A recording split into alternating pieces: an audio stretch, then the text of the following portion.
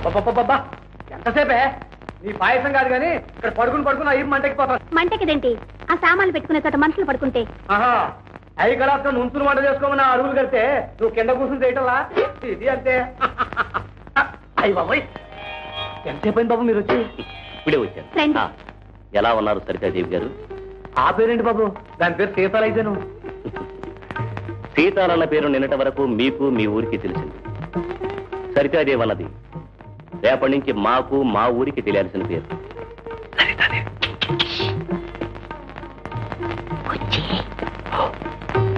అవును, మీరే వంట చేసుకుంటున్నారు, వంట మనిషి రాలేదా? వంట మనిషి ఎందుకు బాబు? రోజు మా వంట మేమే చేసుకుంటాంగా.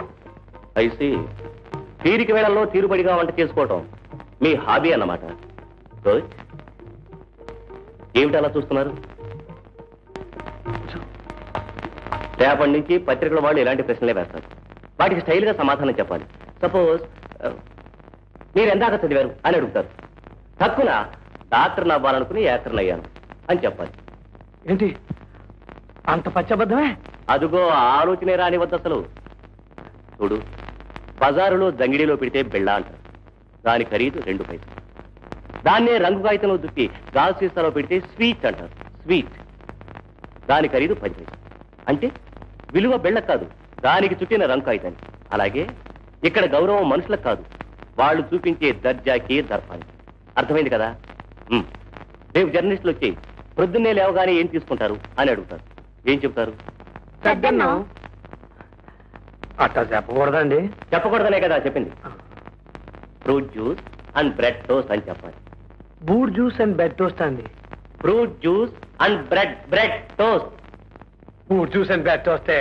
అయితే రేపు నువ్వు టాప్ సార్ అయిన తర్వాత ప్రొద్దున్నే లేవగానే సద్దన్నమే తింటాను అని అన్నావు అనుకో, ఆ సద్దన్నానికే విలువ పెరుగుతుంది.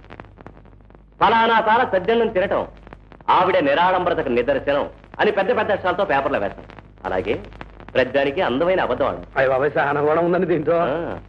ఇప్పుడు తడుపుకోవాలని చెప్పండి, మీ అభిమానం రచయిత ఎవరు? టీపిరికి బాస్కియా? వాడేవాడు మీరేగా తడువుకోకుండా చెప్పమన్నారు. టీపిరికి బాస్కి.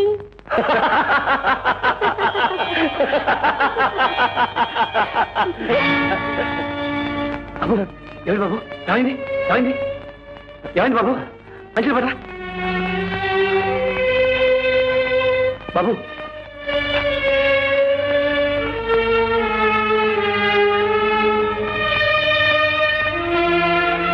ఏమిటి బాబు అలా మెరుగులు తిరిగిపోతున్నారు?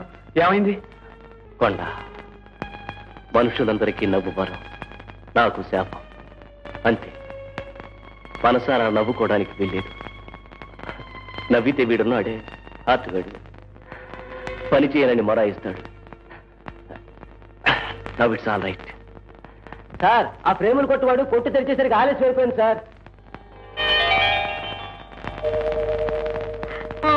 నా బొమ్మే బాగుందా? బాగుంది. ఇప్పుడు ఇది చాలా బాగున్నట్టే అనిపిస్తుంది. ముందు ముందు ఇంకా మంచిది, రంగురంగుల బొమ్మలు ఎన్నో వస్తాయి. నేనే వేయాల్సి వస్తుందేమో కూడా. అప్పుడు ఆ ఖరీదైన బొమ్మల మధ్య ఇది అందవికారంగా అసహ్యంగా కనిపించవచ్చు. తీసి బజార్లో మాత్రం పారేయండి, నాకు పంపించండి, భద్రంగా దాచుకుంటాను. అదేం మాట బాబు, ఎన్ని అందమైన బొమ్మలు వచ్చినాయి ఈ బొమ్మని. మాకు దోవ చూపించిన మిమ్మల్ని మేము మర్చిపోయేవాళ్ళం కదా బాబు. తడుచుకుని నాకు కావలసింది ఏంటి?